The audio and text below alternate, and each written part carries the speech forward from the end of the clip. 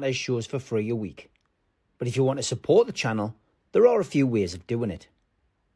Hit the like button on each live broadcast or video. This helps the channel grow. Hit the subscribe button and select the all notifications options. Hit the thanks button to buy a super sticker. You can do this on the live chat too. You can also join our Patreon page or buy us a coffee at the link in all of our video descriptions below. We are also looking for sponsors. If you want our latest advertising rates and how you can get involved, then email John at nufcmatterspodcast@gmail.com. Thanks for watching.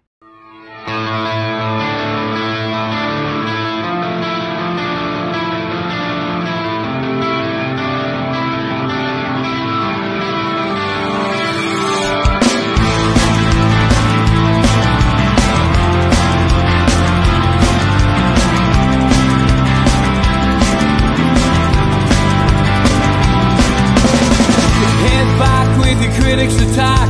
It feels like I've been talking to myself again. But it's the only way you're ever gonna learn. You look back and it's all in the past. I'm dwelling on the thoughts I cannot say to you. If I don't say the words, then maybe it's not true. And it feels alright when they come and say to you, you're the only thing that makes us all believe. And it feels alright where the worlds collide. Manipulation stands to make us break. What time is that coming over you?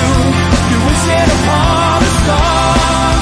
You wish it on a star. You are, you are, you are. You fight back, it's an all-out attack. It feels like I've been taken on the world's machine. Because I want it more than anyone can dream. You look back and it's all in the past. You tell me how you live by all the things you do. Well, you can be yourself, but maybe I'm not you. And it feels alright when they come and say to you,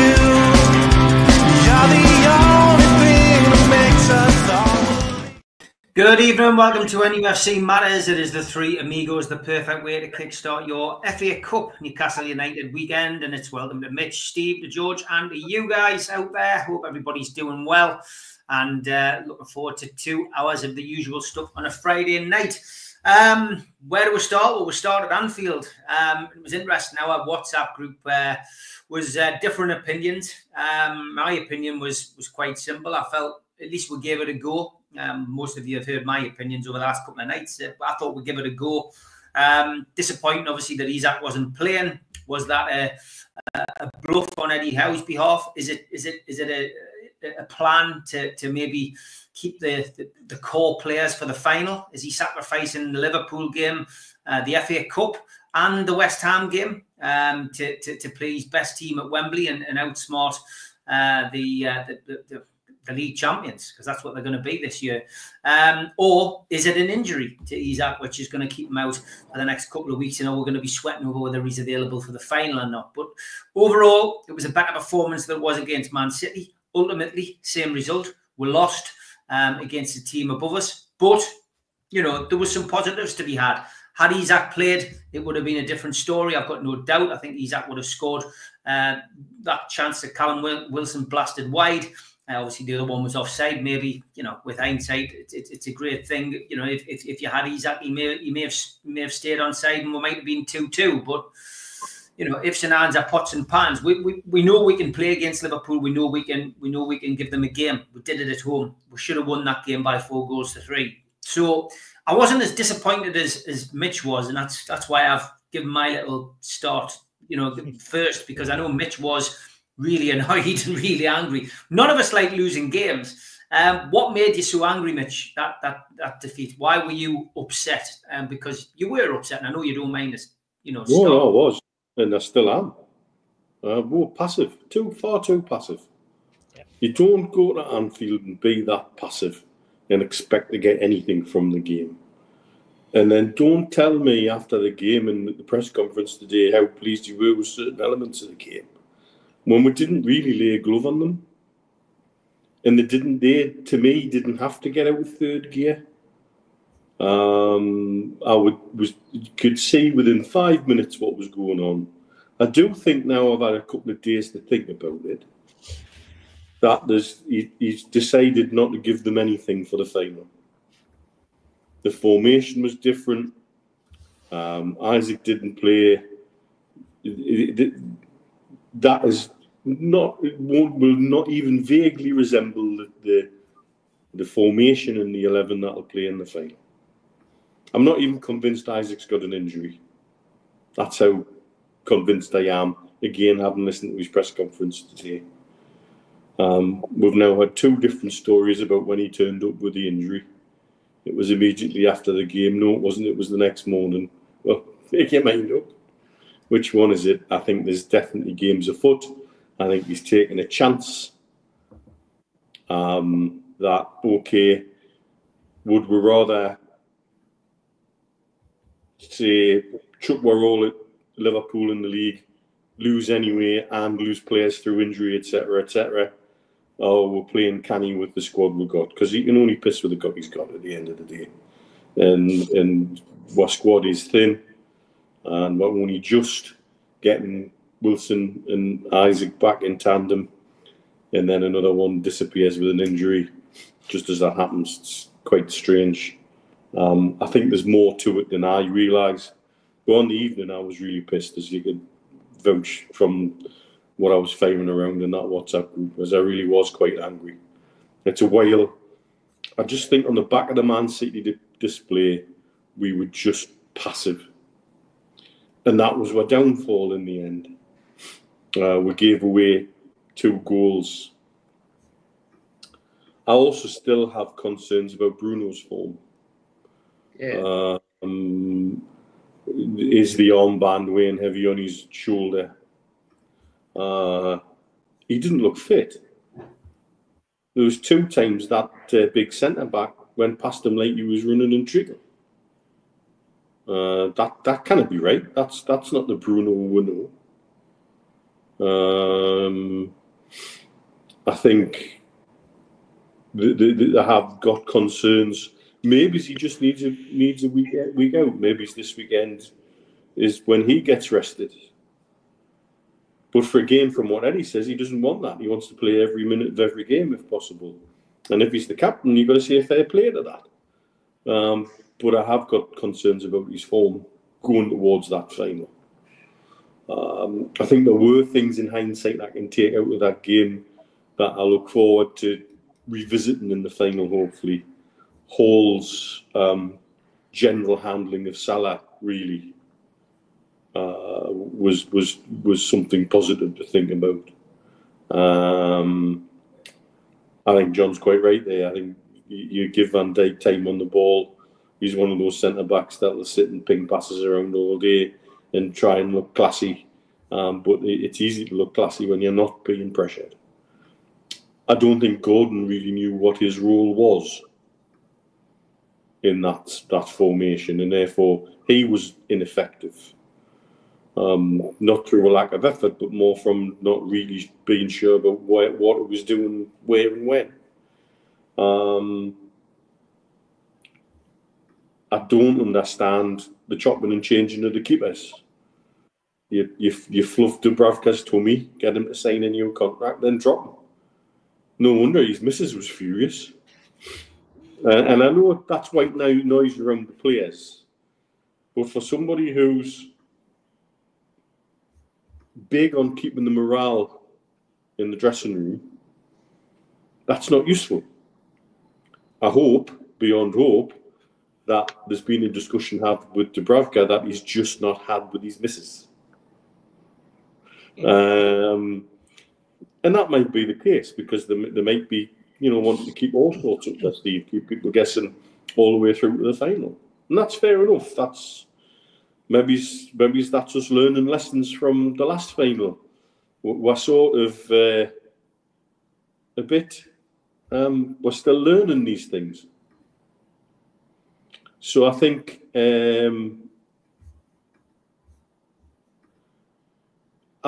have calmed down a bit, but I still think there's things that I would have liked to have seen that I just didn't see at all. And that's why on Wednesday night in particular, I was quite pissed. All right, Steve, you were agreeing with Mitch at the start there. I mean, it was interesting because, you know, Eddie's press conference, as usual, gave us very little today. But, you know, the one thing we got was that kind of honest appraisal on Bruno, which Mitch has quite rightly stated. He wants to go, he wants to play every game. Paul Charlton made the point earlier, shouldn't that be taken from him? Shouldn't the manager decide whether he plays, you know, each game? He did say in the last FA Cup game, of course, that he, you know, he decided to give him 45 minutes. He gave him, you know, he still played, but he had 45 minutes of that game. But surely that is, you know, it is his job. He's got Lewis Miley, who is quite competent. He's shown it, you know, playing at the top level. He's got Lewis Miley who can come in. He's got to find a way of resting his captain if he's going to get, you know, if he's going to end up in that kind of, you know, loss of form. It's no good playing somebody who isn't in good form. But what was your view on the game anyway? We're getting sidetracked a little bit with Bruno. Oh, no, I don't think you're getting sidetracked at all, Steve. I think what we're hearing and what we're witnessing is a manager who needs to grow up here when it comes to his selections, when it comes to stamping his authority on the dressing room and saying, I'm sorry, Bruno, but you dropped, and the reason you dropped or the reason you're going to be rested is this, and that's it. This is a manager, by the way, who has come out today at his press conference and said that he hasn't even spoken to Isak yet. And I'm thinking, what? And this baffles me. Maybe I'm just too old school. Maybe it's an age thing. But the very fact that you're the manager of a football club, you've got your top star who is injured. He's being touted as the number one player in the world at the moment on form, certainly the number one striker, and you haven't even spoken to him. You don't know. I mean, that it does how think we're so stupid, or is why is he coming out with that anyway? That maybe it's just me. Maybe the way that changing rooms operate, the manager's not allowed to talk to a player unless he's got permission of his agent. We do hear this a lot on the continent. Maybe it's something like that. But before you go on, I get where you're coming from, and I mean, we had this conversation in our WhatsApp group today. You know, they're becoming a bit of a farce, the press conferences. We're not really getting, you know, we're joking to come on here. I stopped doing the press conference review. It's a waste of time. You know, people enjoyed it for a while, but then we're not getting any sensible answers. We had some really good questions today, I felt, from the press, but they were just battered away, because how is an expert giving you nothing? And now I understand, all these years later, why newspapers make things up. Somebody, the Chronicle today came out with this wonderful line about furious how about Livramento. He wasn't furious. He never lost his temper once. He wasn't angry. He just said we'll get frustrated with our players being linked with other clubs. I mean, that's not being furious. He's just saying we'll just get frustrated, you know, having to keep coming out. What he meant was, I'm frustrated sitting in front of you lot every week, having to come out and say, well, he's not for sale. He's not for sale. He's not for sale. And you know, now it's Livramento. We've gone from Isak to Livramento. But yeah, I stopped you in mid-flow, Steve. No, but this is what happens, though, isn't it? When it comes to press conferences, and you've got a manager who is just batting everything away. He's not coming out. It's not a conversation anymore. It's literally a batting away in words of one syllable or slightly less sometimes. And I don't think it helps whatsoever. Getting back to the game, I thought what we witnessed on Wednesday night was a continuation of the second half against Forest at times. But a team that once they went 1-0 up were quite happy because they knew they had us under control. I couldn't see what the shape and pattern was to our formation. Mitch mentioned Gordon. I think we had three players on the left-hand side at one point, in Hall, in Willock, and in Gordon. And in all instances, well, take Hall out of the equation because I thought Hall was probably the best player on the pitch, to be perfectly honest, and that includes the Liverpool players. I thought he had a tremendous game, but Willock was supposed to be one of the three in midfield, but he spent his entire time further wide than Gordon. When he did get the ball, he tended to trip over it. The situation for the second goal, I'm looking at it and I'm thinking, well, where's the left-sided midfield player? Oh, that left-sided midfield player is suddenly Tonali. He plays the ball inside, which was a ridiculous pass to begin with, to Hall, who's in advanced position of him. Then the Liverpool player goes past Bruno exactly as Mitch has described, like he's walking in treacle. And then when he does get into a position, he decides to back off from McAllister, who, let's face it, the two of them had been having a kicking match all game. And then it comes to other situations that arose during the game. I thought somebody said, "Oh, that was a difficult chance for Wilson." No, that was a follow-on of the two chances that he had against Nottingham Forest, which he should have done far, far better with, either in making a goal-scoring opportunity of his own or squaring the ball across. But this is it was just all over the place. The last half an hour against Forest was an absolute disaster waiting to happen.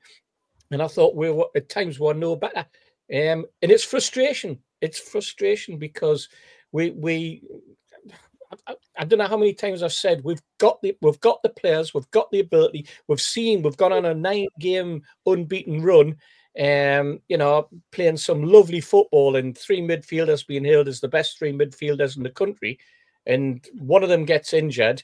We bring various players in, and then all of a sudden the team just turns to crap. I thought that defensively, I'm struggling to see Burn at the moment because again, some of his passing and some of his positional play, it's only his 48-inch long legs that managed to get him out of a hole at times.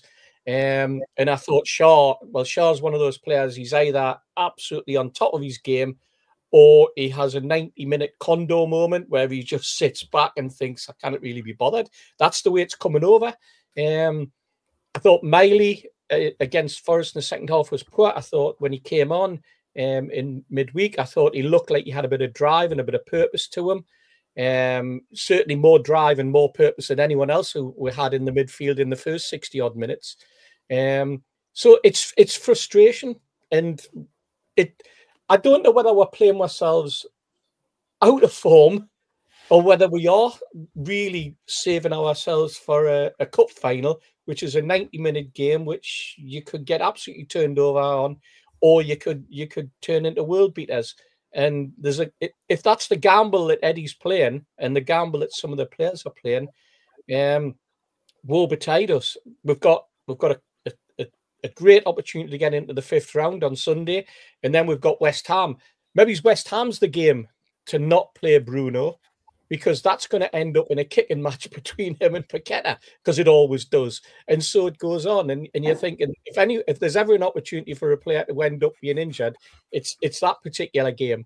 And certainly one of those two, if he also comes back, Joe Linton, because again, Joe Linton gets caught up in these sort of situations. So there's a frustration within me that is spreading right across the team and with the management in times. And maybe it's with the management, it's because of not being able to see what he's trying to do on the pitch at times.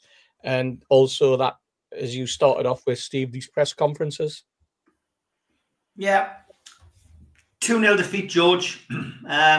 Wasn't the worst game of the season by a long shot. We did create a couple of chances. Wilson, of course, offside with one of them, should have buried the other one. But maybe the disappointment comes, I think, more from the fact that the Liverpool weren't great. They weren't the all-conquering Liverpool. They've certainly gone through a bit of a bad phase despite not losing games, but they're not playing as well as they were. I know it's virtually impossible for a team to play at the top of the game all the way through the season, even if they are winning every game. But, it just felt like they were there for the taking. But I've got to be honest, George, I'd rather have lost that game and win the final. Well, I'm a greedy little duck. They're all winnable as far as I'm concerned. Disappointed because, my mantra, if the right Newcastle turns up, we're capable of beating anybody. We've demonstrated that so many times this season. And I'm not sure what Newcastle turned up the other night, on Wednesday night. There was places where we were spectacularly better. I mean, if you look at you mentioned Hall, I agree with you, best player on the pitch. and Livramento are not far behind. Now, you know, that's our fullbacks for the next decade if we're careful, if we manage them properly, and what they're going to be like in another season or two. I mean, it just, you know, they're the positive things, but the other things, the 2 goals, it's all right getting beat 2-0, but when they're 2 awful goals like they were, not just defendable, but we shouldn't have been in that position, you know. And it's experienced defenders that's letting that happen, which is hugely disappointing. And Neil's right. I mean, some of the players like Gordon, you had to question where they were, you know, what they thought they were doing, and that's the disappointing bit for me. We're capable of turning them over, and we had a good chance, in my opinion, on Wednesday night if we'd gone up for it, but for some reason we didn't, and that's quite sad. And even playing the way we did, with enough chances to get something out of the game. You know, normally, as Steve says, Wilson had 2 chances against Forest, which on another day he would take both. Well, he didn't, and then he decided not to take 2 more on Wednesday night as well. So, yeah, it's just so disappointing when they just don't turn up, and to allow Liverpool to strut around, and Van Dijk has already been said to control things the way he did. Somebody should have been, you know, kicking his shins and getting an elbow out of him somewhere just to upset him, if nothing else. It just very frustrated that the team that can do it just decided not to do it. I, like Neil, don't believe that Isak is injured at all. If I think we've had at least 3 stories from Eddie Howe. So what I've done is I've ordered from the club shop the glasses, the rose-tinted glasses anyways, so I can see the same game as he does. Because quite frankly, his conference after the game was almost laughable. Almost laughable. What he could see was us doing this and doing that and doing the other. Just was fantasy as far as I'm concerned. But there was so much about, like Hall and Livramento, little bit of Tonali, that was great. And then others like Bruno. You know my opinion, lads. I don't think Bruno's captain, and I think it has affected his form, to be perfectly honest. But I could be wrong. Maybe if somebody takes a pair of shears and cuts his arms off and stops him waving at the crowd with both his arms, that might help a little bit. But seriously, he's only half the player that we're used to at the moment. And if that's because he's exhausted, what's he doing on the pitch? That's why we've got a manager, surely. That's why we've got a performance manager. That's why that's why we've got a coach and staff. For God's sake, somebody's got to have the I nearly swore there. Got to have the courage to say, no, you're not playing today. You're having a rest, you know. And the other thing is the stories about Pope stroke Dubravka. If it's true that that's Eddie Howe playing Pope ready for the cup final as a means of giving him game time, then he loses a lot of respect from me. That really would be awful, in my opinion. Because I've had my issues with Dubravka in the past, but I've got to say, since he switched his head on and came back into the team, he's been more than good sometimes. And I'd love to hear the manager's reasons for leaving Dubravka out. I'm not surprised there's been some reaction about it, and if it's come from home, I'm not surprised at that either. You know, we could have been sitting on the beach in Dubai with lots of money, and we're still stuck in this cold place instead. You know, so yeah, it just hugely disappointed, more than anything else.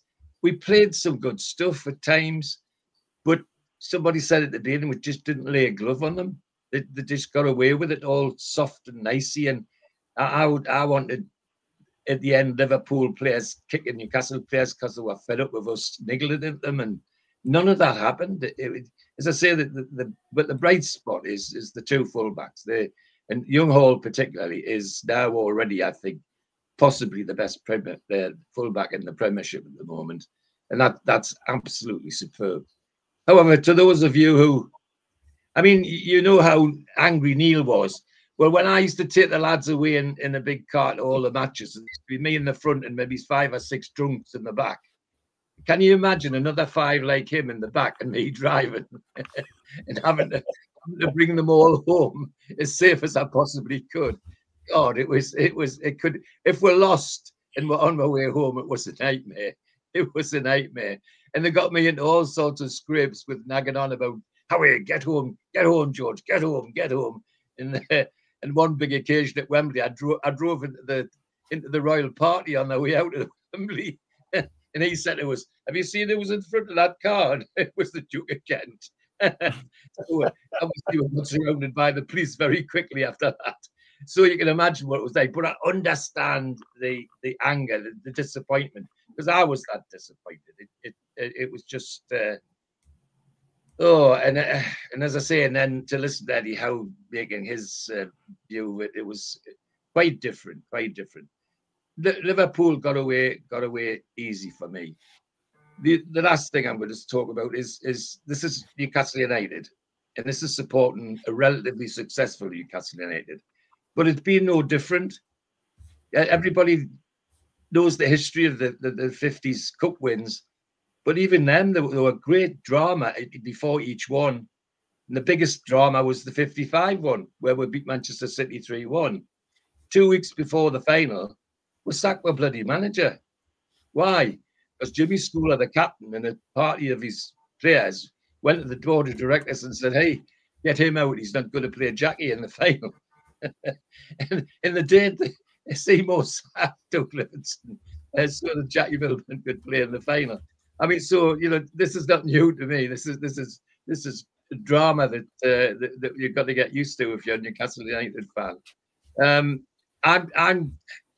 If there is some psychological hoo-ha that Howe's got about this for the final, I'd be interested to hear where it was.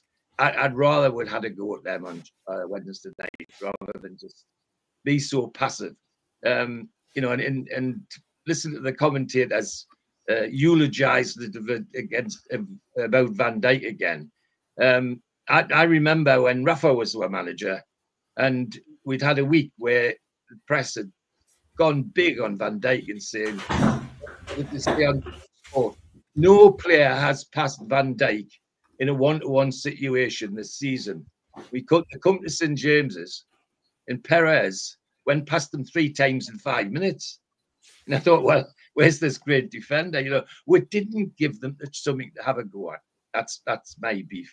And I just hope that there is some kidology in for the final, because otherwise we're in for another quite difficult day. Okay, let's lighten the mood a little bit with Tweet of the Week.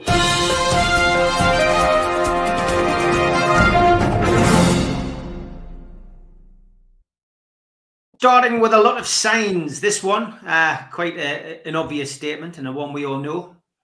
Thank you for that one. This was a shop. I'm not sure where it is, but the sign above the door doesn't quite describe what's in the store, if you see what I mean. I think there's been a change of ownership. So there's a lot of old mobility scooters in a butcher's. So I don't think I'll be buying me Sunday roast from there, people. Dave's maintenance shop. We can repair anything. Please knock hard on the door because the bell doesn't work. Great advert for the business, that. And once the food is given to you, if a seagull takes it from you, there'll be no refunds. The seagulls don't work for us. Sorry for the inconvenience. That's down at a place that sells chips on the coast. Fantastic, that. If you boil a funny bone, it becomes a laughing stock. That's humorous.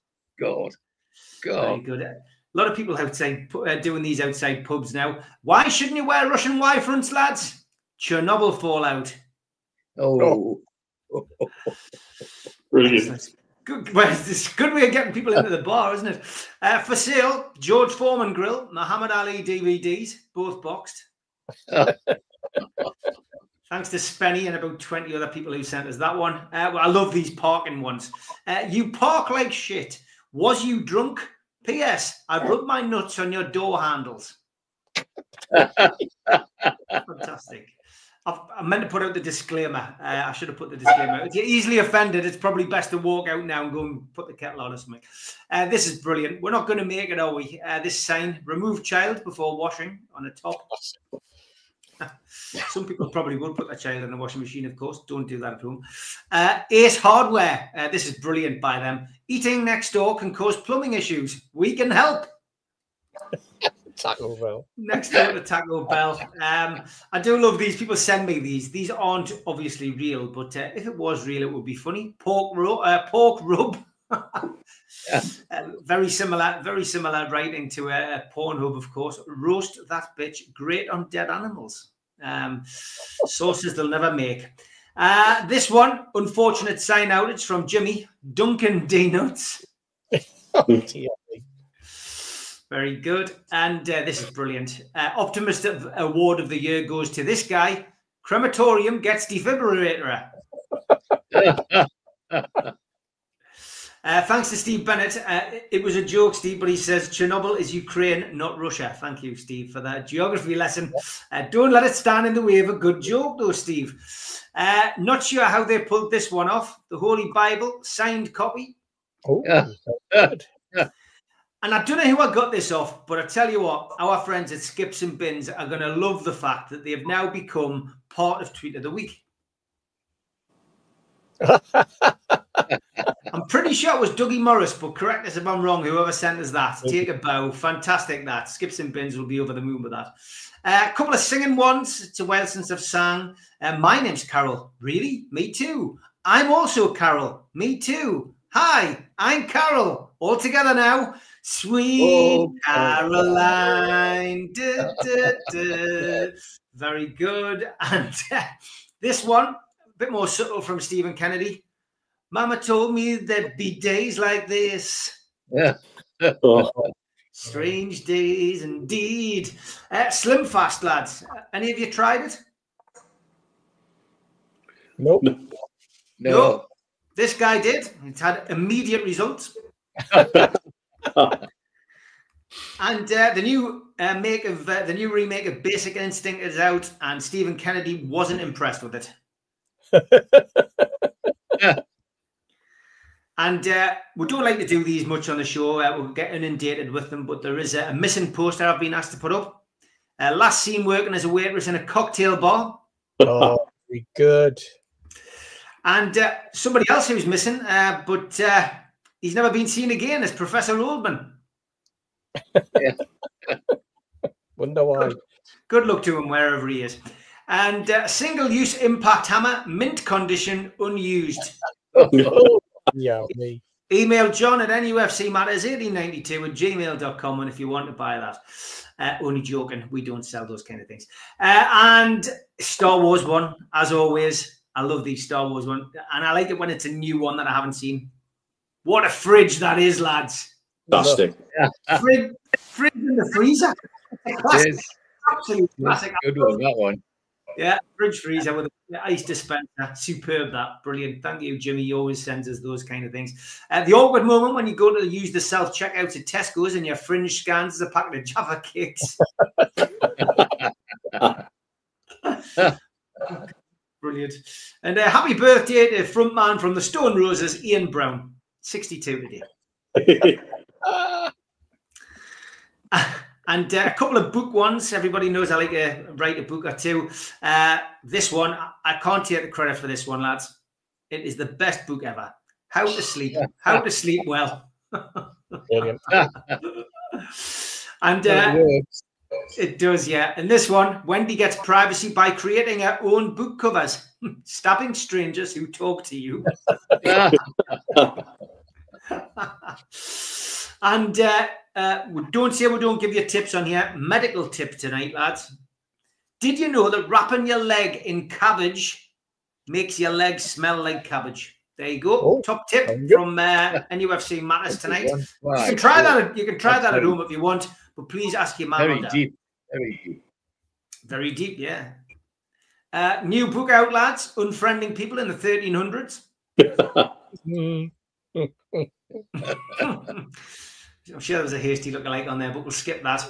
And sunny weather on Tyneside, but elsewhere, we're going to have a few gales, lads. Some serious gales. Look at them. Yeah. Kind of beat her. I miss her on Coronation Street. I really do. I love these furniture ones as well. We'll get a few of these every now and then. So I'm sitting here on my grandma's couch, and does anybody else do that? It seems to happen. It seems to happen to me when I'm either in the gym and you look at the gym floor, or I'm in toilet cubicles and you look on the floor and there's a pattern. You know, if you're having a dump, you'll see like a pattern on the floor.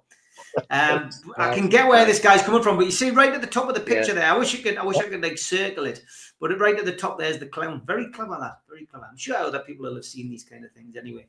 In fact, I took a photograph once when I had a shave of some hair that had gone into the sink, which looked like a little face. So anyway, I'll send it to you, lads. You had to be there. This one. Somebody put something in your tea. Right. Still drinking water, lads. Still drinking water. No red wine for me. You can always tell what I've drunk. He's still getting over me 2 hours stint. That's what it is. You can always tell when I've been on the red wine because I'll ask the same question 3 times. This one, we've got a new puppy. It's ugly, but he's laughing at all my jokes. I bet you somebody did actually sell a hyena like that. And what did you do as a child that could be considered dangerous today? Andy replied, I wrote a letter to Jim will fix it. And I hope the Welsh bobsleigh team do better than the rugby team. Thanks, Des. I'm sure I've had this one before, but it is funny. There's loads of slugs all over the lawn.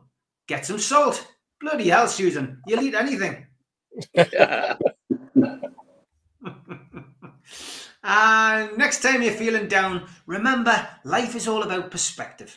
I've got a friend who has sex 2 to 3 times a day, exercises twice a day, reads 2 books a week, yet every day complains about how much he hates prison. And no matter how stupid you feel, remember Little Red Riding Hood couldn't figure out a talking wolf in drag wasn't a grandmother. Should have gone to Specsavers. Good point. And archaeologists working at the ancient city of Pompeii, Italy, have uncovered the ruins of the house Keith Richards grew up in, lads. And I've also got an early photo of Keith Richards on a tapestry.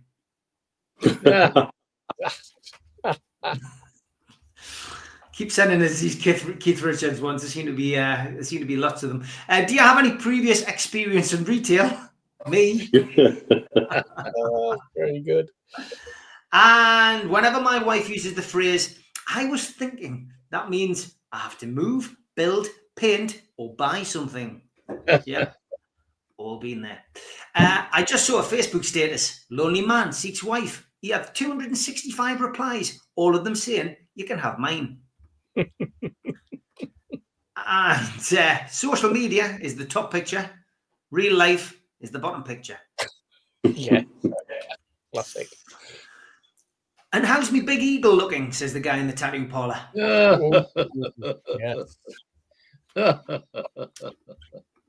Somebody asked me to show a photo this week of a remote area, so here it is. Yeah, mate. And a new film coming out this week, Planet of the Vapes, lads. Don't say they don't keep up with the modern times. That's right. I just bought some counterfeit Mr. Kipling cakes as well. I must say they're exceedingly good fakes. Oh, dear me. And in a poll conducted by all the Irish airlines, Derriere came bottom. Yep. Talking of bottoms, and there's a miracle just happened in this photograph. Thank you, Stephen Kennedy. And last few. Can I take this medicine with diarrhea? You can, but I'd strongly advise you to do it with water, man. Top 3. If you've had a shitty week, just remember that at least you didn't go on the BBC News with your dildo on your bookshelf. Well done, Yvette. And Doctor, due to new privacy regulations, we can no longer use patient names in the waiting room. Will the patient with the itchy vagina please follow me? And the winner, see, I kept the best of last, lads. The winner this week is this one. Harmless, venomous, dual row of scales after anal plate, single row of scales after anal plate. The reply, bro, if I see a snake, I'm running. I'm not examining its asshole. If you've got some tweets, please, as always, send them to us at nufcmatterspodcast@gmail.com or send them to us on Twitter at Steve Wraith. We'll do, and we will feature them on the show next week.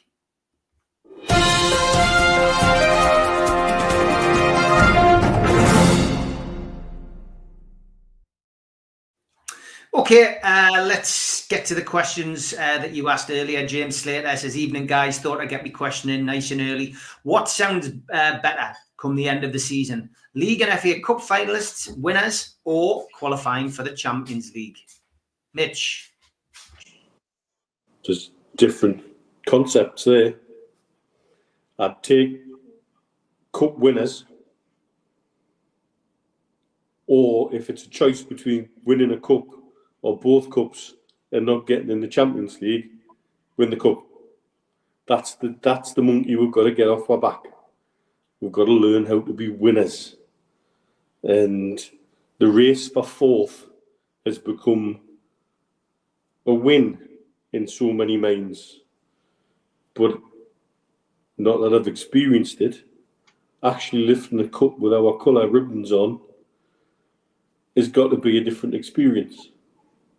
And it's got to be the kind of experience we need more of. I will not be happy with cup runners-up and not qualifying for the Champions League. That's not enough. That's just not enough. But if it's cup winners and don't qualify for the Champions League, I can live with that. I think we've got more than enough to do both. I still think, you know, we've got an excellent chance in the FA Cup looking at the teams that are left in it. There's nothing to fear there. But we've got to break that hoodoo, that monkey on my back. We've got to get it off. Because as a club, we will progress further and quicker once we get used to it. And that mindset change that I've been banging on about for months and months will only happen once we win something. It's that simple. Steve, it's a question we keep getting asked on here. I mean, for me, I want to win a cup. I want to win a cup this season. And my prediction, if you remember, was Newcastle to finish third and Newcastle to win the FA Cup. That was my prediction at the start of the season. When Jamie Carragher put a call out, put his predictions up, I said Newcastle would finish third and win the FA Cup. Yeah, haven't won a trophy for 70 years. Been in the Champions League, once in 20 years. For me, the exactly what Mitch says, we've got to get the monkey off our back. We've got to win a trophy. Because once you win a trophy, then you start to get the winning mentality. The winning mentality among the fans, the winning mentality among the playing squad and among the coaching staff, but more importantly, the winning mentality throughout the club, from top to bottom, inside and out. And that's the point where they start doing things right. They start getting their decisions right. They start to realise that there are ways and means of running a football club that is better than the way that they've been running it in the past. So for me, we've got to win one of these two trophies, if not both of them this season. The opportunity's there. We're in the final of one. The opportunity to progress in the FA Cup is very much there with a home tie against Brighton on Sunday. We can progress in the FA Cup. There's no doubt in my mind on that one. I'll be disappointed if we go out to Brighton on Sunday in the 5th round of the FA Cup with a home tie in front of 50,000 of our own fans. That will be massively disappointing to me. we've got to keep this momentum going. We've got to shake this whole fear factor of cups away. The number of times we've been to Wembley and just not performed. Somebody mentioned there 76. Yeah, I was there in 76. And I don't think we did perform in that cup final, to be perfectly honest, even though we got back in the game. We didn't perform in either of the two Shearer finals in 98 and 99. We didn't perform in a semi-final in 2005. You know, we didn't perform against Manchester United. We basically didn't even turn up against Manchester United 2 years ago, which was soul destroying, quite honestly. It was as though when we arrived there, we'd been partying for 3 days and Manchester United arrived on the day. My fear is that is what will happen in 2 weeks' time. That Liverpool just turn the club, the supporters and everyone and everything around it are used with that winning mentality to go about things the right way. I think we would change entirely as a football club if we won a domestic trophy. I honestly do. Yeah. Over to the greedy little duck. Yeah. I'm very predictable. The annoying thing about that is that we're capable. As I keep saying, the right Newcastle turns up. We're capable of doing so much, you know. But I've got to agree with the lads. We need to get a win. We need to see a trophy with black and white ribbons on it to get things started. You know, and somebody's mentioned school and the 55 thing. We won on 55. It was great, but I can tell you it wasn't universal happiness in the Chicken Road Academy where I was, because they were all convinced that Newcastle had thrown away the First Division Championship so they could win the cup, because that's where all the money was. That's where that was where all the money was. All the money was in the cup. There was nothing in the league like there is now. So, you know, history keeps repeating itself for me. But I would be very disappointed if we didn't win something. And we'll never have for example, we'll never have a better chance in both cups. We're in the final in one, so we don't have anything to do other than win one game. And we're in a draw in the FA Cup, where every other team in it, you know, we should beat on any day. Never mind at Wembley. So for goodness' sake, if we can't beat Brighton on Sunday, we don't deserve to be winning something. But the lads are right. We need to get a trophy in and get this monkey off our back that's hanging around, and that'll kickstart everybody, because it does affect the whole club. There's no question about that. I mean, I went, didn't go to Newcastle until 56 as a schoolboy, as a 14-year-old. But even then, all the buzz around the ground, around the dressing rooms, and that was all about, you know, when will we win the cup again? And ridiculously, we should have won it that year, because we stupidly had a big fallout just before the match against the Mackems, and the Mackems beat with St James's too. Now, otherwise, I would have won it that year. So it's we've got to win a trophy. Is the short answer to a long ramble.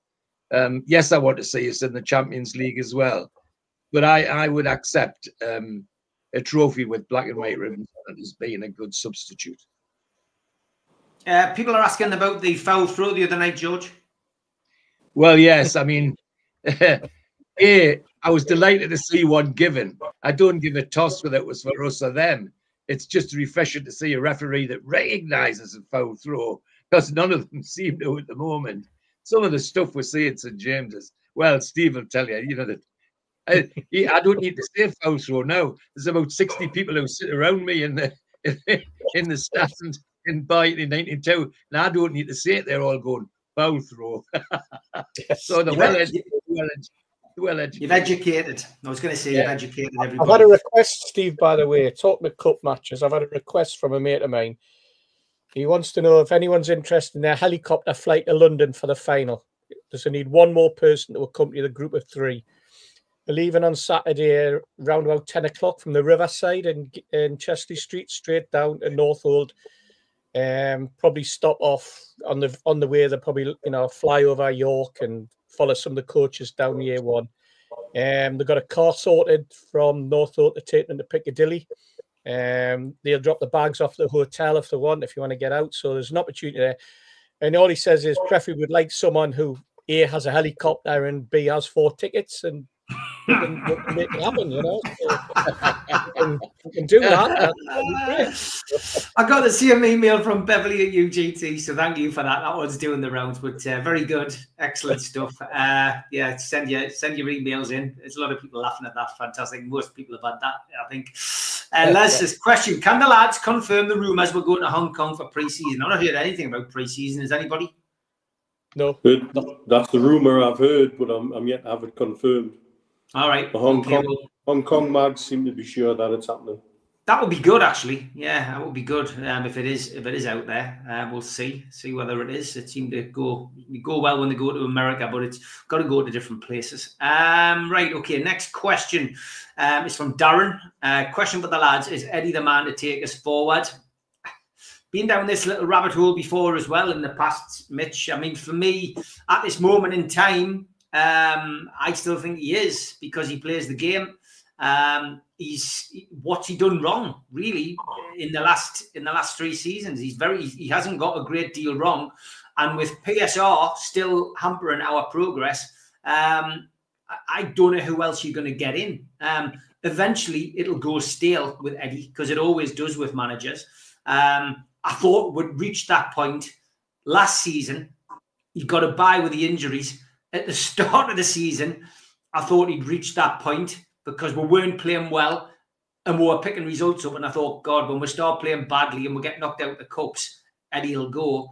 But he's rode the ripples again, and he's come out the other side into a final of a cup, into the potentially going into the quarterfinals of an FA Cup if we can beat Brighton on Sunday, and he's still in with a chance of finishing in the European places. So I still think he is the man to take us forward. I think if you take him out of the equation, I think it sets the plan back. So at the moment, I would say yes. What would you say, Mitch? Well, you go back earlier this season when I was going through a phase of questions. I had genuine questions, genuine concerns. And I kept coming back to the same things. One, he hasn't been backed. At that time, it was with 2 windows. It's now 3 windows. 2, who else is out there would have got the same or better out of the group of players that we have? 3, who would come? Not necessarily knowing what the budget is, knowing hands are already tied. They'd want certain conditions on coming in that I don't think the club could, if things are always the way they say they are, meet. And then it becomes change for change's sakes. And then when you factor in, he's what, 12 wins out of 15 still? It's not bad, really. The thing that still lingers with me is this seeming chasm that he can't answer between Newcastle United at their very best versus Arsenal versus Newcastle United getting humped at home off of Bournemouth.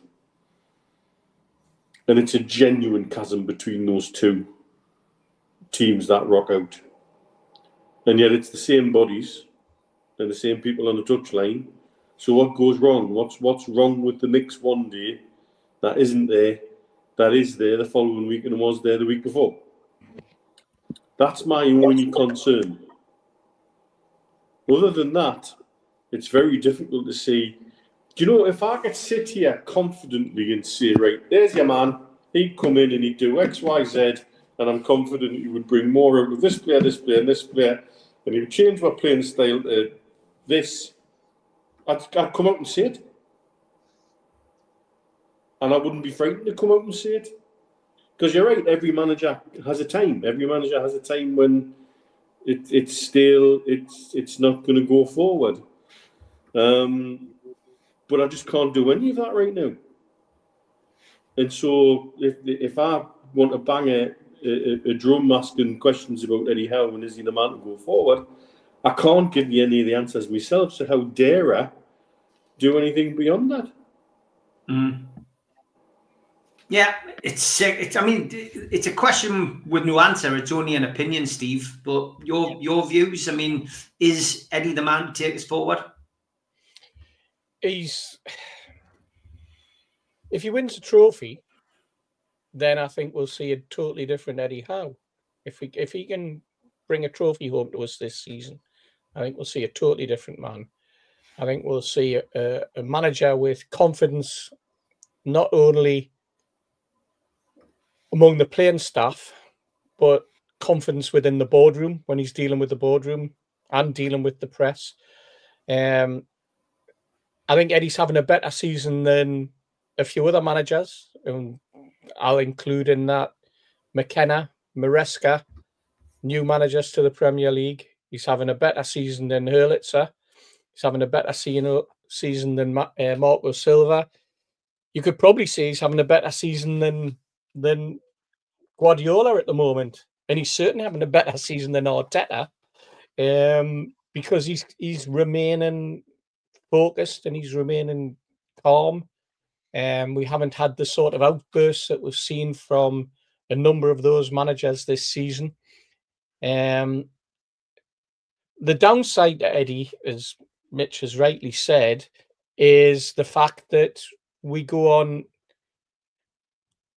runs of great football and then for no reason we'll fall off the edge of a cliff for a game or two or three.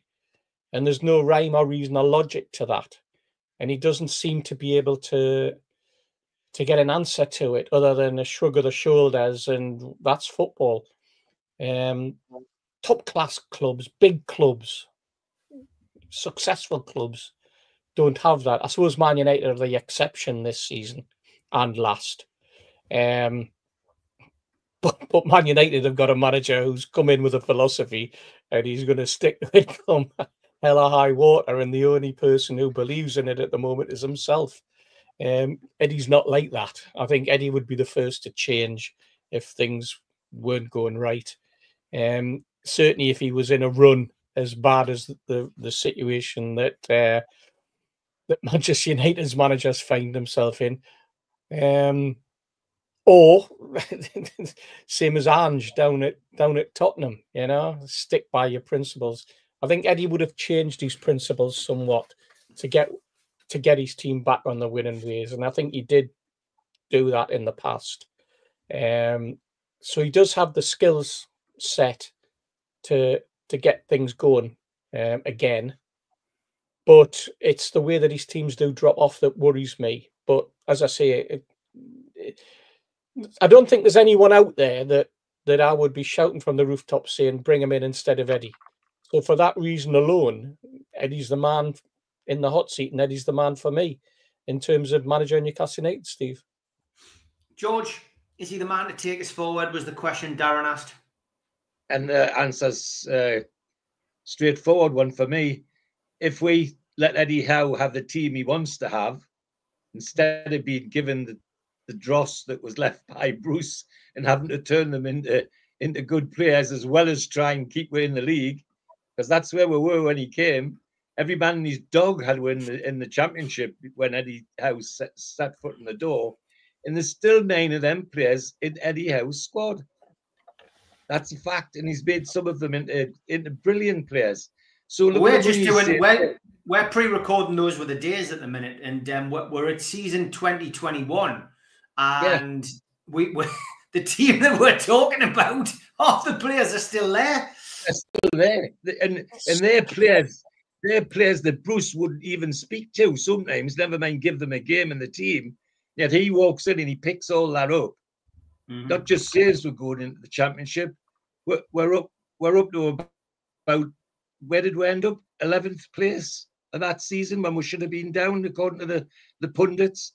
And since then, people are saying, well, we've never spent in this window, never spent in that window. Well, if you're frustrated, how frustrated must Eddie how be? You know, he's producing now and again. I mean, some of the great games we've seen this season are the 2 games against Arsenal.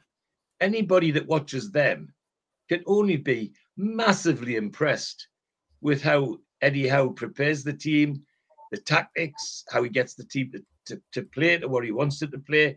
And it's brilliant.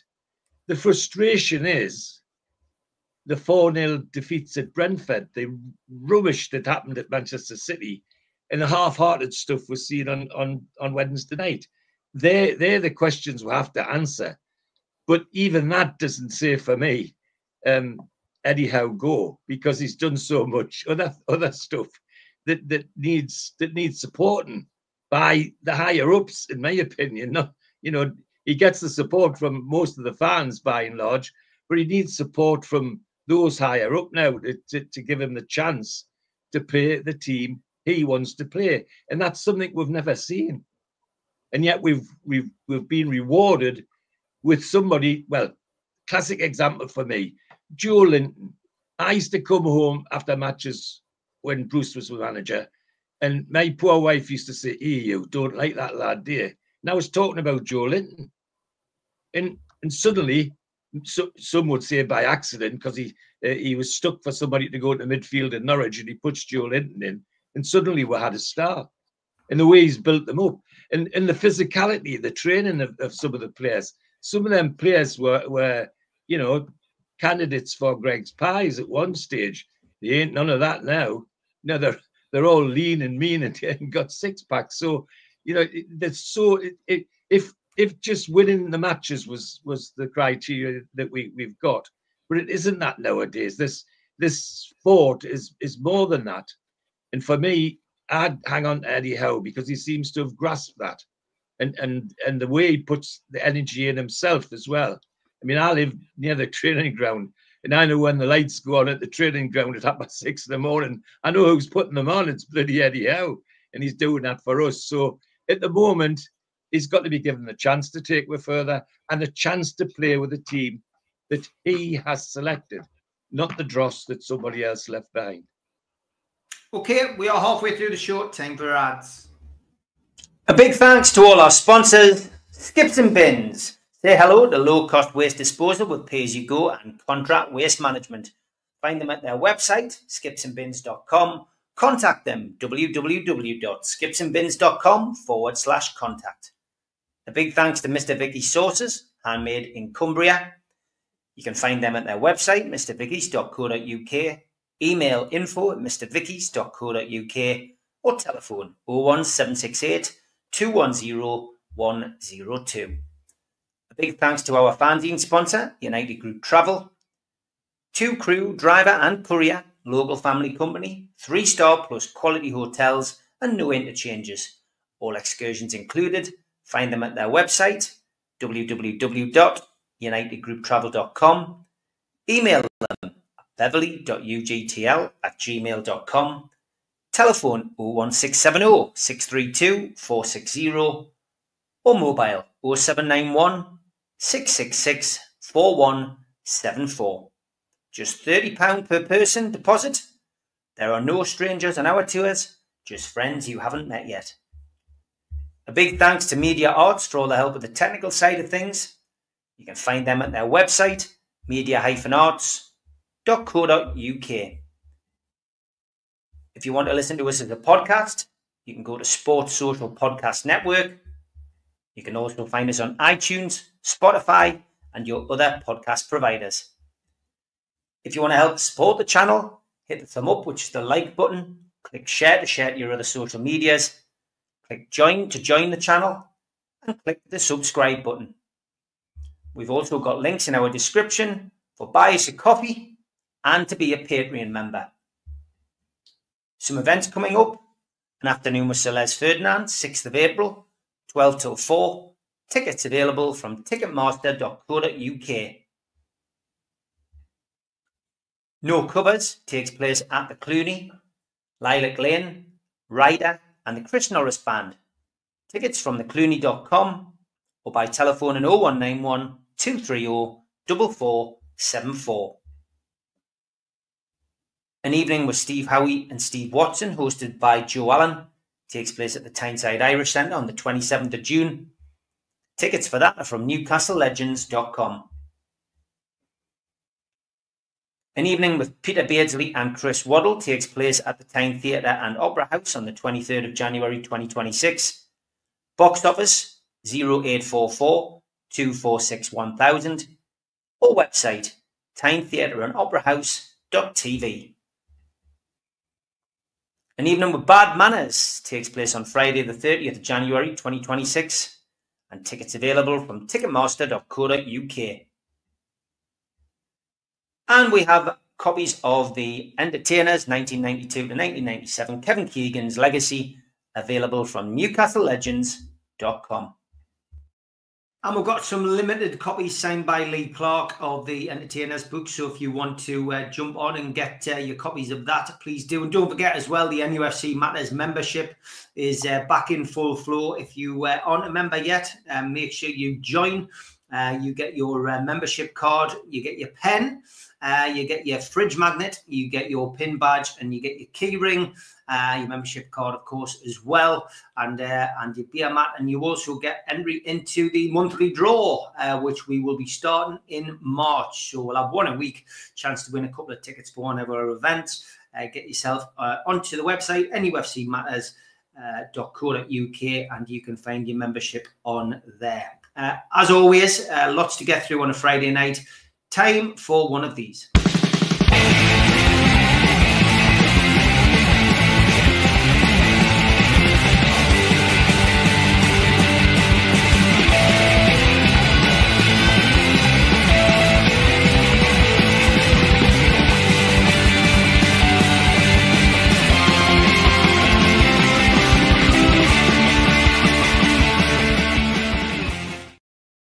My First Tune match, where we ask you to email us a decent paragraph or two about your very first tune game. And somebody called Jamie Fender, who's a big fan of the show, has sent this one in, along with a little newspaper clip to accompany it and a couple of photographs. Thank you for your time, Jamie. He says, following your request for my first match, I've enclosed some photos to add to my story. The original programme, a newspaper, the Chronicle perhaps, a clip from the match and how the ground looked at the time and the famous Gallowgate Bogs. As you can see, it was the 10th of August 1968. I was visiting my nana who lived in Blythe, and my dad obviously decided to take me to the match. You'll have to forgive my lack of memory about many details of the match. I was only 8 years old and it was 57 years ago. What I do remember is walking into the ground for the first time on the popular side, more or less in line with the 18-yard box towards the Leazes end. The crowd, 37,707. The noise from the Leazes end, singing. A nice sunny day and the excitement of being at my first match. I was more in awe than bothered about the details, which is why I'm so sketchy on the detail. And my dad died in 2006, so I can't even ask him to fill in the details in greater detail. I needed to go to the nufc.com website to check the goal times. Pop Robson, 51 minutes, and a late equaliser by Brian Deere on 88 minutes. Our team on the day was McFall in goal, number 2 was David Craig, 3 Frank Clark, 4 Dave Elliott, 5 John McNamee, 6 Ollie Burton, 7 Pop Robson, 8 Albert Bennett, 9 Wyn Davies, 10 Eric Ross, and number 11 was Jackie Sinclair. And the sub, there was only one in those days, was Thomas Robson. I hope this qualifies for a slot on your show. It certainly does. There is the programme against West Ham United. And there is a lovely shot of the ground back in those days. I remember the old West Stand. I don't remember the popular side, of course, but the Gallowgate and the West Stand were exactly like that when I went to my first game in 83, 84, complete with one pylon in those days. And kept the best to last. We've seen it before, but this is a black and white version of those wonderful toilets. So I guess when you're complaining about, you know, your prawn sandwich and wings, or you're complaining about getting wet in the you know, in the bottom rows of the West Stand, in the Milburn paddock, or you're complaining because you've got your hands to your eyes when it's sunny in the East Stand. Just think about them toilets, Just think about them toilets. Think ourselves lucky we can't bloody smell it. Exactly. Yeah, if you could smell a picture. Yeah. Scratch and sniff those. So please, if you've got a story like Jamie did, nufcmatters1892@gmail.com. That is the place to send my first tune match.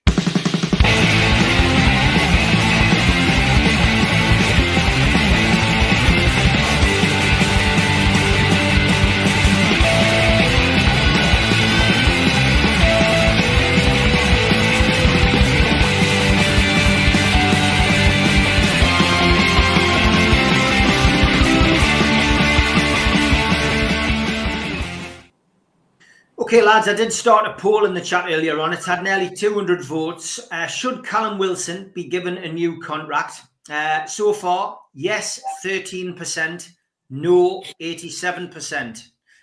Mitch, contracts have been handed out, 1-year extensions to certain players. Some of them get them naturally with the contract being written into the contract.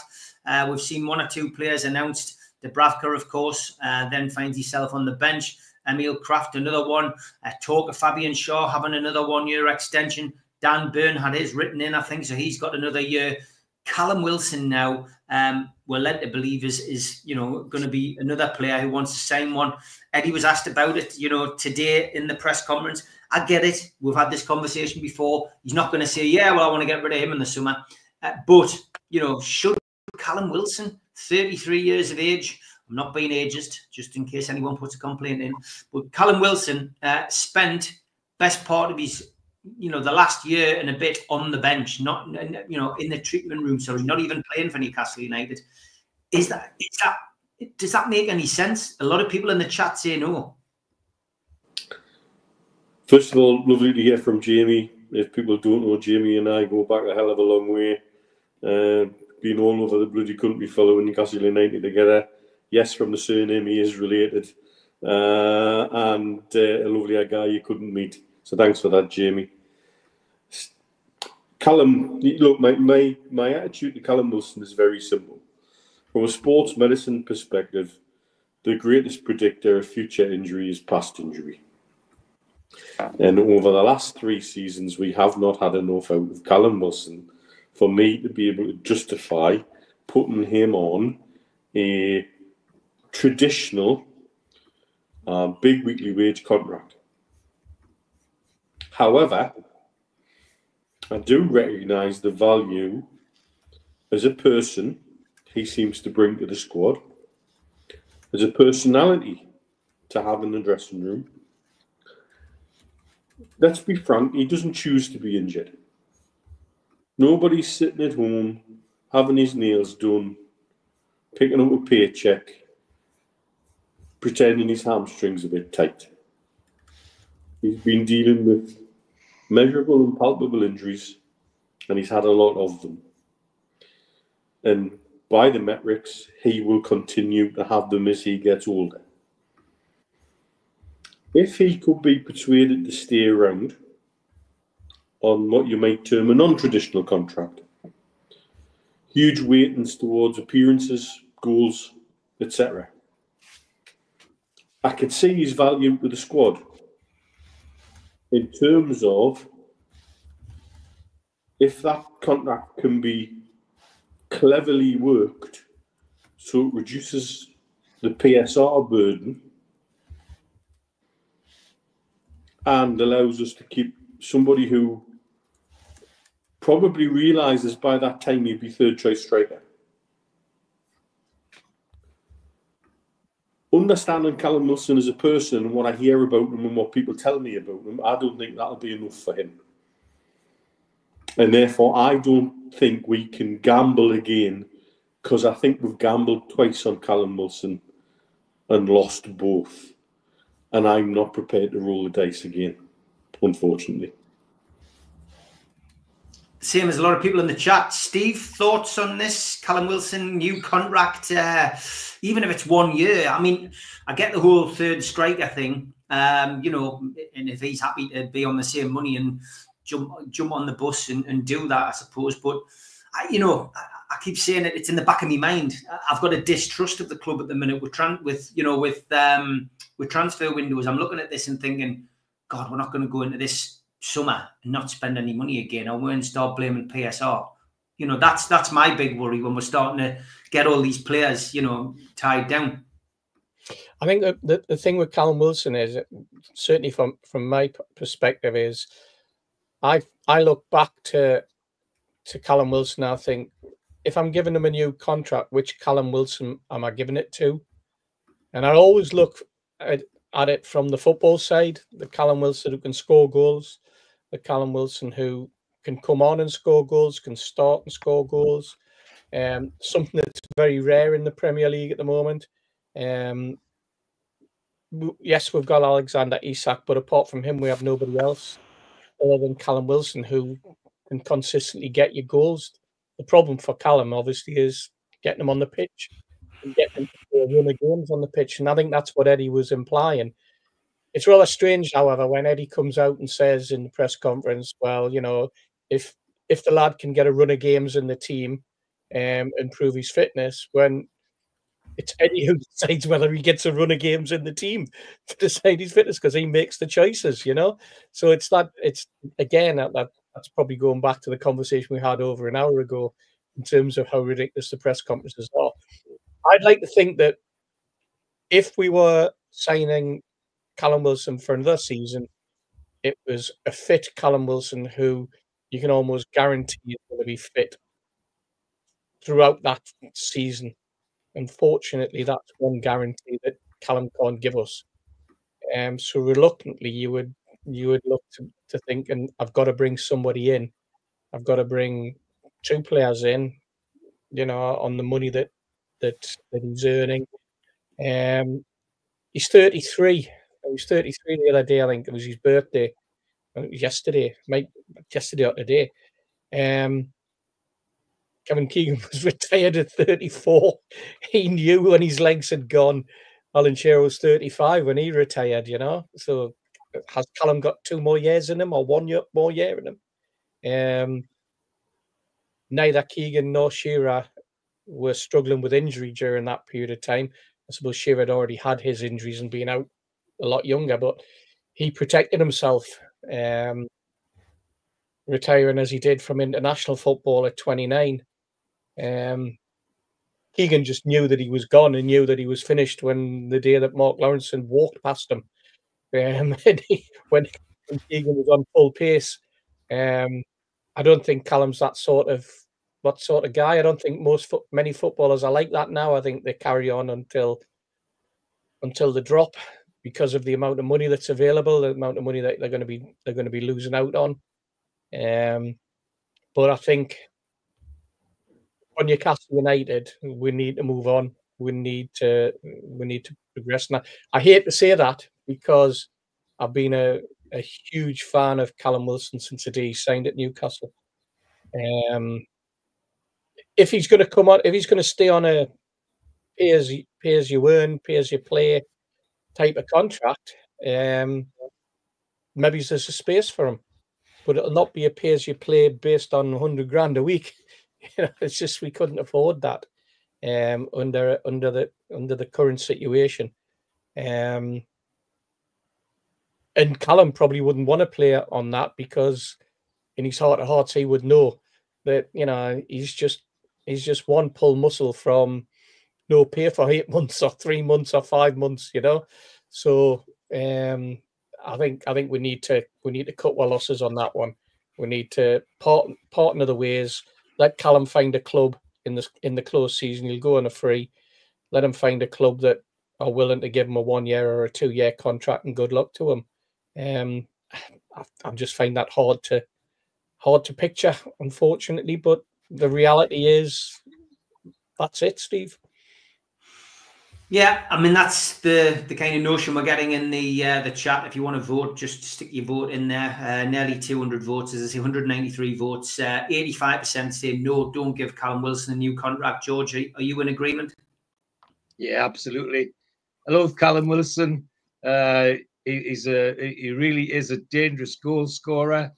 And if you look at his stats, he's up there with Harry Kane in goals per minute.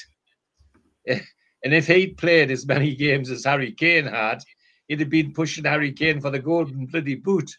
But there's the rub, isn't it? It's not just 2 years since he's come. He's struggled to stay on the pitch for us. Now that a lot of it, I'm sure, is bad luck, because anybody doubting his sincerity just needs to look at how much money he has spent trying to get himself fit. He's visited surgeons and physiotherapists and chiropractors and you name it. He's paid for it himself. Newcastle United haven't always paid for all of that. So that tells you what sort of a dedicated professional he is. But in the world we're in now, PSR and all the rest of it, if we can keep him fit to the end of the season and get a handful of cash for him to move on somewhere to finish his career elsewhere, that's what should happen. I couldn't see us giving him another contract. And even a pay-as-you-play contract wouldn't suit me, because he'd take a space in the squad. We've got 25 squad that's got to be named. We can't afford to have somebody who's if and only and when in part of that squad. So as much as I love him and grateful for what he's done for it, it's time he moved on and we've got a chance to do something with somebody else. It's sad, but it's a hard fact at the moment that we haven't got space for that sort of thing now. And as I say, if he'd been on the pitch as often as Harry Kane had, he'd have been pushing Harry Kane for the golden boot. But we know that's never happened, and it won't happen again. It's as he gets older, surely it's going to get worse. Yeah. The other thing, of course, Steve, is that the squad is aging before our eyes. Yeah, you know, absolutely. there are other players who are ticking on towards the same age, and if not older. And this is the big decision that needs to be made. You can't keep them all at that age, because they're all not going to get through a season. You know? We're not being ageist on here either. Just so anybody decides to complain about that, we're not being ageist. The amazing turnaround in availability when Carroll switched to a genuine pay-as-you-play contract with Startling. Yeah, I mean, I fell out with Andy Carroll over that. You know, he was a pawn in the Ashley game. You know, people were wetting themselves over Andy Carroll coming back, and he was on a 20 grand a week pay-as-you-play contract. But it was just flannel. And I was really disappointed in Andy for signing that contract. You know, as a Newcastle fan, he should never have come back. Not under Ashley. You know, as a Newcastle fan, you should see what this guy was doing to the club. And now it was ridiculous. Should never have come back, and that was disappointing for me, 100%. Jacob, I get where you're coming from. The panel's answers may have been the same, but how would the poll results be looking if he'd come on against Forest and scored? Yeah, of course. Football fans are fickle, Jacob. I get your point. Every single football fan is fickle. If he'd scored that goal against Liverpool and we'd lost 2-1, you'd be saying, well, you know, we could have won that game. I would suggest my answer is not based on anything to do with what's happened on the pitch recently. It's everything to do with his long-term availability and unavailability. And that injury pattern will continue. Yeah, of course it will. He's not going to get better. He's not going to get better. And, you know, he's got a different... He's a big, you know, he's a big lad. He looks like he goes heavy on the weights at the gym. I might be wrong. You know, he's quite, you know, he's quite toned, the guy. You know, is that going to do him any good? And as he's getting older, his body can't play Premier League football on a regular basis. You know, and he's had such a long layoff. So, yeah, but I get where you're coming from. Football fans can be fickle. If he'd scored 2 hat-tricks in a row, some people would have changed their mind. Not necessarily us, but yeah, some people would have changed their mind. Lots of questions, which we're not going to get through all of them, and some of them are repetition from other stuff that we've discussed.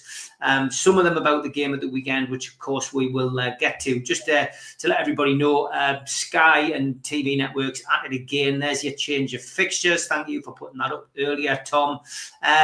Just an absolute nightmare. Games getting moved to a Sunday again, so that, you know, Sundays are my preferred day for a football match.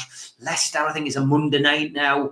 Aston Villa moved to a 5:30. It's just crazy. Football's ruined. Do not care about travelling fans. Look at even Brighton on Sunday. I gather they have one train they can get to get up to St James's Park in time for kick-off. And by the time 2 days after the draw had been made, their fans were paying in excess of 200 quid to get that train. God. It's crazy. Absolutely crazy. Yeah, it is. It's absolutely bonkers. But this is the world we live in now. Football pays the bills, and you know, football clubs just have to take it and can't stand up to them because obviously they've just got to do what they're told.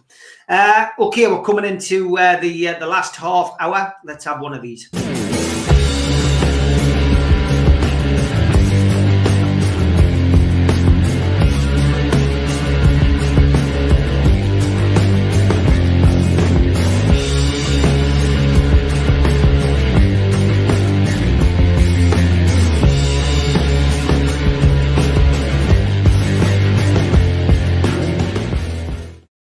The day I met, where I asked you to send in photographs of you meeting somebody from Newcastle, past or present. This guy needs no introduction. Thanks to George. He sent me this a while back. The day I met, I was honoured to be made an ambassador for Sport England, and they asked Kevin Keegan to make the award at Gateshead Civic. I was nominated by 5 local leaders, and the main one was the late, great Malcolm Dix, who was a great friend. He was known as Mr. Newcastle, but the work we did for Sport England covered all sports. 93, 94. George, great photo that. Any memories of that night? Well, it was an afternoon, it was a lunch, and a certain young man was at university studying, and we didn't know who was going to make the presentation, so he didn't come. Just me and Marjorie went. And then I was passing this door in the Civic Centre in Gateshead where it happened. And when I looked in the door, there was Kevin, and I thought, he's making the presentation. So I phoned Neil at the university and said, "Do you want to meet Kevin Keegan? Now's the time to do it. Come over." But unfortunately, I think you were in a lecture, weren't you, son? Or something like that at the dental school. I was actually doing anatomy lessons. Yeah. But yeah, it was a great, great afternoon. And of course, he just swept Marjorie off her feet, wasn't he? I mean, after she met Kevin Keegan, I might as well have gone home. You know, that was the end. That was the end of that. You know, but. He was great. Well, you all know what he was like. He was just fabulous. But yeah, it was a great memory. And just to reinforce that, I was really thrilled that Malcolm Dix thought I was able to do that work, and we loved it. We're covered from south of Cumbria all the way up to the borders, and we made awards from rugby clubs near Berwick to tennis clubs in the Lake District to tennis clubs at Tynemouth, and Sport England really, you know, did let we loose. Malcolm and I, we did a lot of stuff for clubs and of all kinds. But it was a great piece of work. It was a thrill to do it, and as I say, to work with Malcolm was quite a thrill as well. Top man, Malcolm. One of my heroes, to be honest. Learned a lot from Malcolm. Miss him dearly, but great stuff. And John Justice Allen says it was great of Kevin to send in the day that he met George. So there we go.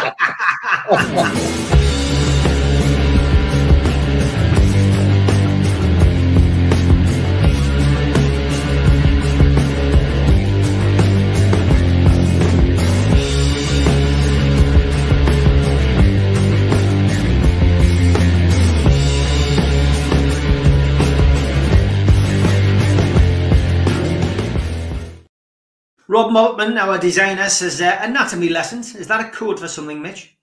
No, I was literally elbows deep in a cadaver.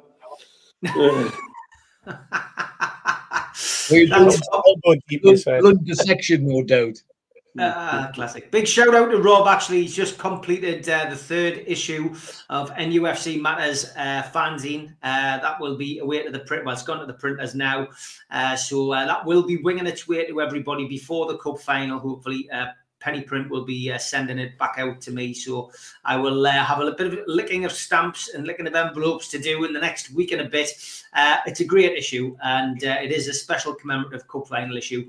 And for those of you who did subscribe and helped us raise over £4,000 for Dementia Matters, we will be doing it next season. We'll be doing it for the Age UK North Tyneside Dementia branch. So it will be going to Dementia again next year, which I'm delighted about. And yeah, it's been a pleasure to do it. The lads have enjoyed it. There'll be one more issue this season. We're going to keep that as a summer edition. I'm going to aim to get that out for June, so that will be out nice and early for you to have. Well, right, that down, Steve. Yes, Steve. We were waiting for Steve Hasty to finish his article, so that was the reason we're slightly delayed. But big shout out to Rob, honestly, top designer. He's been a it's a good shout for a charity, Steve, because I can tell you now, they were brilliant with my Margie. Margie used to go to one of their day centres, and they were absolutely fabulous with that. So. Yeah, fantastic. It's great stuff. Me and Joe Allen have jumped on board as ambassadors for them. They approached us after Dementia Matters went out of business, sadly. So we are now helping them out, which is excellent. So great stuff. Okay, it is time to look ahead to the match at the weekend. We play on Sunday, of course. Another wonderful kickoff time, 1:45 on a Sunday for the FA Cup 5th round home tie against Brighton and Hove Albion. If the scores are level after 90 minutes and 30 minutes extra time will be played, and should that fail to produce a result, then the tie will be decided on penalties. The winners will take their place in the quarter-final draw, and later on Sunday, following the Manchester United versus Fulham tie, the draw will take place.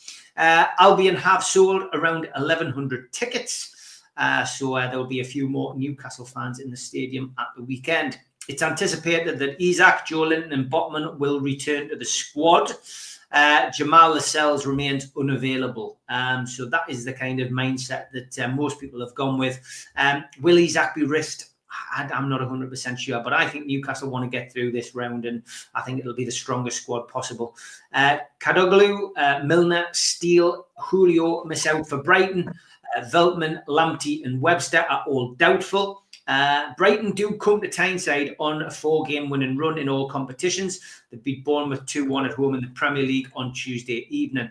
Referee, well, it's Anthony Taylor. This is his 3rd Newcastle game of the season. He was in charge of the 3-1 Premier League win at Nottingham Forest and the 3-0 Premier League home victory over Aston Villa. VAR is Graham Scott. It'll operate at all 8 ties in the round, and the referees will be announcing decisions after reviewed incidents, as was the case in the latter stages of the Carabao Cup. And we have a new bit of technology in operation in the game on Sunday. Semi-automated offside technology will also operate in all of the ties, including ours, apart from the one at Preston's Deepdale ground, because it doesn't have the technology installed. So again, technology used game in 7 games and not on the 8th. I mean, it's ludicrous. It really is. It's not a level playing field. If it's either at all or none, it's crazy. Absolutely crazy. But anyway, that's an argument for another day. As always, we have Toon Stato. We don't have Toon Tipster this week. Toon Tipster has got a week off. Put his apologies in, but is hoping to be back on next week. So here is Toon Stato.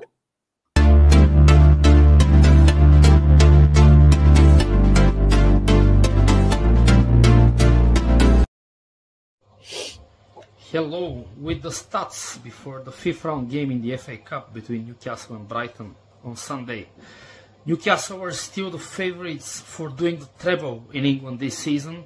They are the only club that still theoretically can do it, although they're second favourites both in the Carabao Cup and in the FA Cup. Now in the FA Cup they face Brighton, and they're winless in the last 4 games against Brighton in the competition. Actually, they have lost all 4 without scoring a single goal. And we all remember the 2 eliminations by Brighton under Alan Pardew in 2011 and 2012. Now, when it comes to reaching the 5th round, Newcastle actually has a very good record, because they have won the game in the 5th round for the last 9 times. The last time Newcastle got eliminated in the 5th round in the FA Cup was in the 92-93 season by Blackburn. And now they can reach consecutive quarterfinals for the first time since the 2004-2005 and 2005-2006 season. We all remember that last season Man City stopped us in the quarterfinals, and they are still in the competition. When it comes to players, believe it or not, William Osua, for all the clubs he has played for, has 7 goals and 4 assists in 7 appearances in the FA Cup. For Brighton, Jorginho Rutter has 4 goals and 2 assists in the FA Cup run for Brighton this season.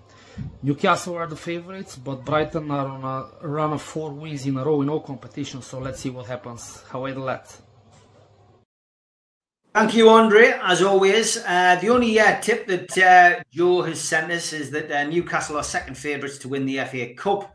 Manchester City are 7-4 on. Newcastle are 5-1, second favourites to win the FA Cup. Thanks for that, Joe. See you next week. So, Mitch, FA Cup day. God, I remember when it was a struggle to get into this round. The fifth round was an achievement. I've told the story many times that I got pushed out of the queue in that fifth round FA Cup match in 80. And then when Newcastle were playing Wimbledon, Vinnie Jones and all, and they got to the final, of course, that was when the Crazy Gang beat the Culture Club, and that was the season we got knocked out 3-1 at home by them, the infamous Gaza and Vinnie Jones season. That was a rarity, but now we're getting to the fifth round quite a few times. Been to a few finals as well, and semi-final, couple of finals. But this has always been the cup that we've had a history with. 51, 52, and 55 in particular, days that your dad knows only too well. But yeah, this is a huge game, and it's a difficult game because, of course, Brighton have already come up here and beaten us, albeit against the run of play. Yeah, and they're a well-organised team. They've got a very clever young manager who makes very smart in-game adjustments, isn't afraid to use early substitutions to correct things that he's seeing going on the pitch as well. I think it'll be a very tactical game. I think it'll be a very tight game. I don't expect them to play their full-strength team, and I don't necessarily expect us to play a full-strength team. I think it'll be cagey. I mean, obviously, my experience of Brighton and FA Cup includes a certain Trelford Mills, which I wouldn't like a repeat of, thank you very much, in any way, shape or form. But at least we've got a referee that will seem to do quite well with when he's taking charge of our games. It's not an easy tie, but what you can only ask for in cup draws is let's have a home tie. Let's at least be at home, get the wind in our sails, get our own fans behind us. Brighton are coming up, and I know travel shouldn't affect Premier League teams as much as it used to, but it's an early kick-off on us, so it's a weird kick-off time on a Sunday. Certainly their routine will be all over the bloody place, and that might give us opportunities, to catch them cold early on, perhaps. We just have to be organised, which, at least against Liverpool, we did seem to have a semblance of that. We need to be passionate. We need to be up for this one. And I think if we're up for it, and I think both teams will be playing altered sides, we should still have enough to go through in the tie. I do think it might actually be a very good game.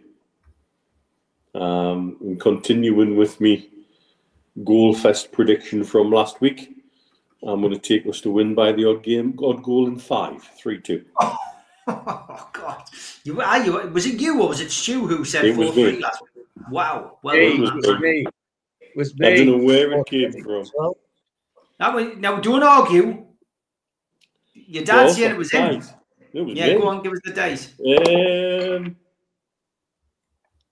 dice says, now, where do we go with this? Because that cannot be the final score on the day. Aye, 1-1. So that means a penalty shootout. Means a penalty shootout. I would not like a penalty shootout. Thank you. Now my blood pressure cannot cope with that this week. Thank you very much. We're good at penalties these days. We're good at penalties. Okay, Steve, over to you. Brighton, awkward team to play against. But I think there might be a different kettle of fish in the cup as they are in the league. I mean, it's only a couple of weeks ago they got turned over by Nottingham Forest 7-0. Then subsequently gone on a nice little run of 4 unbeaten, if I recall correctly. And yet we were 4-1 up and cruising last week against Forest. If we can put a performance in and score goals like we did in the first half of Forest, I don't think Brighton are the sort of team that could come back at us like Forest did. So for that and that alone, I'm I can see us going through quite easily in this game. Yes, I can. Looking at the injuries that Brighton have got, I can see them playing what you could describe as a weakened team. But if Eddie's got any gumption after what he's witnessed in the last 2 games, he would be playing his strongest team on Sunday. Not his strongest team possible, but his strongest team. Not strongest team possible because I've rested loads of people. You know, I want the momentum to start again with Newcastle United. I don't want to go in against Brighton with their second string against our second string and have a cup match like that. I want very much Newcastle to be on the front foot from the beginning, sending a message and going out there and those players showing they can play for the shirt, because there's a cup final to be had in a couple of weeks' time. We need the momentum. We need to show the supporters that the performances in the second half against Forest and for large spells against Liverpool were not the Newcastle way. So I want us to go out there from the beginning with a strong team. If Isak's not playing, fine, I can cope with that, but I don't want to see a whole host of other players dropped or not selected or sitting on the bench, and then we get turned over. That's not the way for me. So I'm gonna presume that Eddie is of the same mindset as me, and I'm gonna go for a 2-0 home win. And 2-0. I'm just disappointed that we're not gonna have to watch the one show for the draw. I was just getting into that. You know, waiting until a Monday night for the one show. You know, what a shocking the way that the muck were around. And the only other thing I would say at this junction, Steve, that you mentioned the automated VAR. The only thing that surprises me about the automated VAR and the FA and the Cup is that they haven't stuck automated offsides in, but only at one end. That's the sort of crazy thing that they would do. We haven't got all the money, so we're only going to have it in at one end of the ground, so that one team only gets it for half a game. That's the sort of crazy thing that you could imagine the FA coming out with, because they use these excuses that they haven't got the money for things and stuff like that. And I just find the whole bureaucracy and organisation of the Premier League and the FA and the EFL an absolute farce. And if I want this to be perfectly honest, someone who was dead against the football regulator, the FA, the Premier League, and the EFL have really put me in the camp of an FA regulator. They really, really have, with the way that they've gone on over the last sort of 6 to 8 months. Tom Dixon asked a question, actually. I didn't ask Mitch this. He goes, if Isak's fit, would you play him? Just a yes or no, would you play him, Mitch? Yes, keep his rhythm. Yeah, Steve? I'd play him, yeah.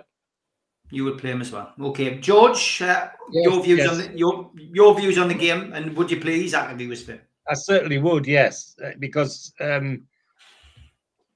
this notion that you play weakened teams gets right up my goat. You know, I'd rather see we play the full team, go like hell, get 4 goals in front, and then put all the other has-beens on to defend the lead. They'd rather do something like that than what people are thinking might happen. I want to see Botman and Joe Linton on the pitch to get them some minutes before the cup final comes along. I want to see Isak playing, so it's just been said, so he gets his rhythm. And I want to see us have a go at this game. Brighton are a good side, play some good football, but I've noticed the odd games I watch with them, just like I did with Forest last week, if they go down, some of the people at the back, their heads go down, and that's what happened to Forest in the first half last week. You could see the body language. you know, the heads went down, and that's when we had that magic 11 minutes scoring 4 goals. So, and Brighton are very similar. That's how they got walloped 7-0. So it's going to be a good game. I think it'll be a good, entertaining game, some good football, and we'll end up with a 3-1 win to Newcastle United. And all this tripe about technology. The FA must be the only, or the Premier League or the FA, or both of them, must be the only ones that have somebody in the technical box that managed to screw up something fairly simple. For example, the referee talking to the crowd. What's missing from Stockley Park is what every other sport gives their fans. They hear the decision, they see the video that they're looking at, not just at this side of the pitch, and they hear the decision live from the people who are making the decision. We get none of that. So what difference does it make if Anthony, Taylor on Sunday says, offside, no goal, or handball, penalty? What difference does that make? If you're going to give the fans the information, give her all the information. Then the last point is the automated offside. It's some places and not others. When will this completely forgotten? The FA Cup is the oldest competition in the world and was our prize, our supreme competition. And they've mucked about with it.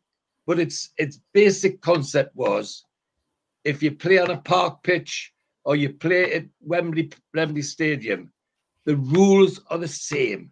Every team gets the same chance. Now you don't know what it is. Some have automated offsides. Some have VAR. Some don't. I mean, it's just a shambles, absolute shambles. So please, somebody get rid of the technical people at these places, because they're making a right mess of our beautiful game. Oh, yep. I said 3-1, so I'll not say no more. Yeah, 2-1 I've gone for anyway in the game. I think Newcastle will reverse the league defeat and they'll get a 2-1 win. So yeah, I do want to get to this question from Waldo, which was off topic. He says, with centre back being a problem, does anyone think Livramento could end up being a decent centre back with his pace, tackling, and due to his final ball getting a lot of criticism? It's interesting. I had this conversation today with somebody about Livramento, and is he, Hall's doing so well, but Tino Livramento is in and out, and Trippier's been, in, and Livramento has been in, and I guess it's just sometimes I still wonder whether he worries about the injury. He had an ACL, didn't he, Mitch? And I sometimes wonder whether the ACL's in his mind. He sometimes doesn't look as confident going in for challenges. If he's not over that now, we need to have a long chat with our sports psychologist. Absolutely. He's not physical enough to be a centre-back for me. No. And that's... He could play on the right side of a 3 if you were to change the formation, but I don't think he's physical enough to be a centre back out and out. I think the difference between him and Trippier is he has the pace to get him out of trouble that Trippier doesn't have anymore. Trippier has far better positional sense, and if Livramento can learn anything from Trippier, it's positional sense. Okay, Steve, too short for centre half? Yes, definitely. He's not a centre half. He's not a nowhere near what you would require in the, as Jimmy Greaves would call, the modern game. For me, with Livramento, it's an interesting one. He's like a steady 7, and I think half of his problem is that Hall, who came into the team or came into the squad and struggled to get a game for a long time, and has worked and looks at times, if you remember early on in the season, he didn't look fit. He was getting cramp all the time. Now he looks our strongest player on the pitch, and he's concentrating, in his concentration rather, seems to last the whole game. Whereas I think Tino's more of a touch style fullback, likes to go forward, likes the ball at his feet, likes to be seen to be doing things. I think Lewis Hall has concentrated on making sure he stays in the team, and I think that's probably the difference between the two. And that's why I think Lewis Hall looks far more capable as a fullback at the moment than Tino. Having said that, the lad has all the attributes that Lewis Hall has. It's just a bit of consistency and a bit of confidence. And maybe because he does have Trippier behind or on his shoulder. Do you also think maybe with a better quality right winger in front of him, he'd be better used? I think he makes some fantastic overlapping runs that get missed, that get lost.